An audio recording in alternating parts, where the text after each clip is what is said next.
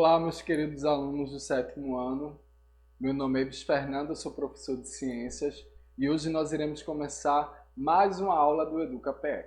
Hoje a gente vai para a aula número 11, onde eu irei falar sobre temperatura e suas unidades de medida.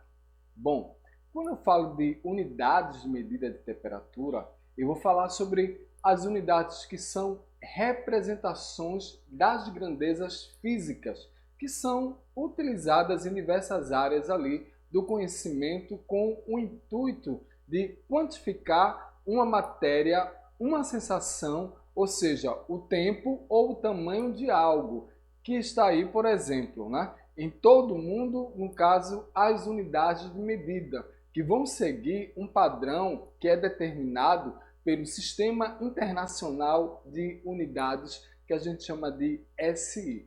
E aí, a partir dessa unidade padrão estabelecida pelo Sistema Internacional, podemos ainda utilizar outras unidades derivadas delas, o que permite compararmos e ampliarmos a noção aí de quantitativa da sua grandeza.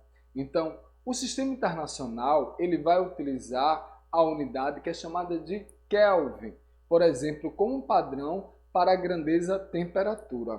Você, professor Kelvin, né?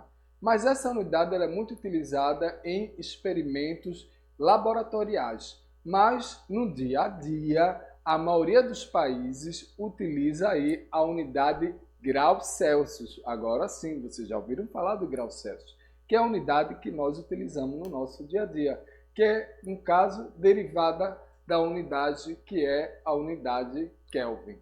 Então, a gente vai agora para medidores de temperaturas e suas aplicações industriais. Então, eu tenho a importância dos medidores de temperatura, suas principais categorias e medidores da temperatura, termômetros de dilatação, termoporais e exemplo aí de um método que a gente tem sem o contato, quando a gente chama de termopares, né? Se eu falo de termopares, hoje em dia todo mundo já viu o que é um termopares. Basta você chegar em um supermercado, antes de você chegar no supermercado que você vai entrar, tem uma pessoa que está ali na frente que vai colocar álcool líquido nas suas mãos e vai pegar justamente esse termopares e vai ver a sua temperatura corporal. Não vai precisar nem encostar em você. No caso aí desse medidor de temperatura. Então, primeiro vamos falar sobre o termômetro. Todo mundo já ouviu falar de termômetro, né? Que é um dos medidores de temperatura mais comuns que é usado na medição da temperatura corporal e possui ali grande importância para remediar possíveis doenças. Quando falo de remediar possíveis doenças, de repente você está em casa, tem a temperatura média do seu corpo, quando você chegar ali 37,8, 38 graus, 39, está acontecendo alguma coisa de errado com o seu organismo. Você pode ter adquirido alguma doença, alguma infecção que está provocando aquele aumento de temperatura. Então, usualmente se usa esse termômetro, que é um dos medidores que são mais comuns na medição aí da temperatura corporal. E aí você pode me perguntar, professor, onde é que a gente vai ter, onde é que eu vou medir? Geralmente o pessoal coloca debaixo da axila, tá? Ou coloca dentro da boca, mas a medida que dá realmente a temperatura correta, né, do corpo é quando se coloca o termômetro no ânus. É ali onde se tem a temperatura ideal e a temperatura certa. Só que é um pouco constrangedor e a gente prefere, lógico, colocar debaixo do braço ou na boca para ver a questão ali da temperatura. Bom, então, da mesma forma, nas indústrias, essa medição ela vai garantir um maior controle sobre todo o processo. Então, dessa maneira aí, permite assegurar, por exemplo, a segurança ali aos trabalhadores e a boa performance das reações que vão implicar ali na sua maior produtividade. Então, quando se fala da importância desses medidores de temperatura na indústria, a gente tem aí nesse sentido como os processos industriais eles são constituídos por uma série de tubulação e de equipamentos, assim o uso desses instrumentos para aferir suas temperaturas localmente, ele é fundamental. Então vai existir diversos tipos de instrumentos e cada um vai possuir uma aplicação diferente dentro e fora da indústria. E aí existem diversas classificações que vão agrupar, no caso, os medidores de temperatura, como exemplo, o revestimento aí de vidro ou de metal ou até mesmo de plástico. Assim, uma das classificações é de acordo aí com o meio de atuação, tá? Como por exemplo, se é possível medir com ou sem contato com o meio reacional. Isso dependendo da temperatura local, do pH, que é o potencial de hidrogênio, entre outros também. Então, os métodos pela expansão dos materiais que são internos, ou seja, vai existir uma dilatação térmica por contato que seja direto, vai ser os mais comuns, como o termômetro, que é utilizado para medir a temperatura corporal. Também vai estar presente aí em escala laboratorial para medição de temperatura em uma reação química, que geralmente com revestimento de vidro, por ser mais viável e economicamente falando.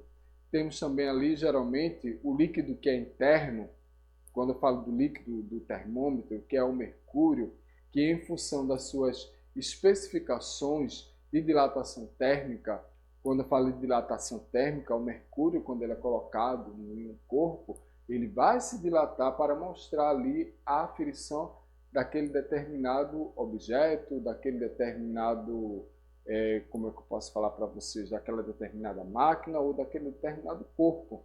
Então, mesmo usando metais sólidos, como é o caso dos termômetros que são bimetálicos, esses metais eles são imersos em um fluido, sendo ele líquido ou gasoso, e dessa forma aí é possível evitar diferenças na temperatura do ambiente. Além disso, vão existir métodos que vai ter sem um contato, que são importantes para medir as temperaturas em locais que são pouco acessíveis na planta ou com temperatura extremamente alta. Quando eu falo de temperatura que são extremamente alta, eu estou falando ali de 200 graus Celsius, de 300 graus Celsius, ninguém vai chegar perto de uma temperatura dessa. Então, vai ter um material, né, um termômetro que vai justamente aferir nesses locais aí que não vai precisar ter o contato humano. Então, exemplo desses equipamentos são moinhos, prensas ou tanques que são refratários, entre outros. Então, nesses casos, vão utilizar sensores de radiação, como os espectrômetros. E aí eu tenho essa relação de termômetros de dilatação. Essa categoria aí de instrumentos de medição de temperatura se baseia no comportamento de substâncias em diferentes estados físicos. Essas substâncias elas vão variar seu volume conforme aumenta a temperatura. Então a gente tem aí o estado sólido, o estado líquido e o estado gasoso. Então, conforme aumenta a temperatura, as moléculas elas vão ficar agitadas e vai aumentar o seu volume. Quando eu falo da questão do volume, eu estou falando do tamanho que aquele objeto ele vai ocupar naquele determinado espaço. Então, esses termômetros aí que são industriais são os mais arcaicos que estão aí na telinha, por não apresentarem uma precisão tão elevada. De modo aí, em geral, o funcionamento de tais medidores ele pode ocorrer através de três formas. Uma delas é por meio da expansão de líquidos, que vai se basear na hipótese teórica de que a variação do volume ocorre de uma maneira diretamente proporcional à variação da temperatura, ou seja, ambas irão aumentar, quando se fala de diretamente proporcional. Esses aí apresentam como uma de suas desvantagens a impossibilidade de automatizar e realizar uma leitura que seja contínua. Então, contudo, dentre suas vantagens estão sua portabilidade e independência de equipamentos que são auxiliares, bem como seu baixo custo. Há também os termômetros, cujo funcionamento se dá através da expansão de um gás. Por fim, temos termômetros que são bimetálicos, que se baseiam no princípio de diferentes proporções, as quais diferentes metais vão se dilatar conforme eles vão ser aquecidos. Então, se o metal é aquecido, ele vai aumentar de tamanho. E dessa forma, a união entre metais que são distintos permite a elaboração de um controlador elétrico, o qual possui uma boa resistência térmica e é usualmente encontrado aí em fornos. Na imagem a gente vê esse termômetro aí, que está dentro de um forno. Então, os termopares, eles também são instrumentos de medição por contato elétrico. Olha só que legal, agora a gente tem um termômetro, que é um termopares, que vai ter um contato que ele é elétrico direto. Consiste em dois fios condutores metálicos que podem ser metais puros ou ligas homogêneas. Esses fios, eles são soldados em uma das pontas onde se tem a junta quente, que é ali o local de sua medição. Por outro lado, a outra extremidade que está ali conectada a um instrumento do indicador da força eletromotriz, que vai indicar a DDP, que a gente chama de diferença de potencial, que vai estar sendo ali medida a sua extremidade da junta fria. E aí a gente tem esse exemplo bem legal, né, do metal A e do metal B, que a gente tem a junta de medição, a junta quente, e a junta de referência, que é a junta fria. Bom, vamos falar agora sobre o espectrômetro, que vão ser sensores de radiação, que podem ser usados para medição de temperatura sem ter o contato direto, que é hoje em dia que a gente tem visto mais em qualquer lugar que você for ali pelos padrões, né, que se está pedindo de segurança em relação à questão do Covid, né, que são instrumentos que são portáteis para medição pontual ou para fornecer um sinal que seja contínuo. Então, existem algumas condições ali que vão possibilitar a utilização dos espectrômetros, que são temperaturas elevadas e fisicamente inacessíveis. Então, é por isso que tem essa questão do espectrômetro, para que não se haja o toque e se possa fazer essa aferição, né, seguindo aí o protocolo de segurança. Então, o objeto ele precisa estar em movimento, por exemplo, rodar ou vibrar e sofrer ali rápidas mudanças de temperatura, como o caso ali da fundição. Além disso, a medição por radiação ocorre geralmente quando se quer as medidas de temperatura ao longo aí da sua superfície. E nesse aspecto aí, dentro desse contexto, a gente tem também uma utilização interessante da medição sem contato, que ocorre em indústrias onde o contato com o medidor ele pode contaminar o produto. Então você vê aí um espectrômetro que tem uma emissão óptica. Então, para não contaminar o produto, para não se ter nenhum toque, a gente vai para o espectrômetro que tem a sua emissão óptica.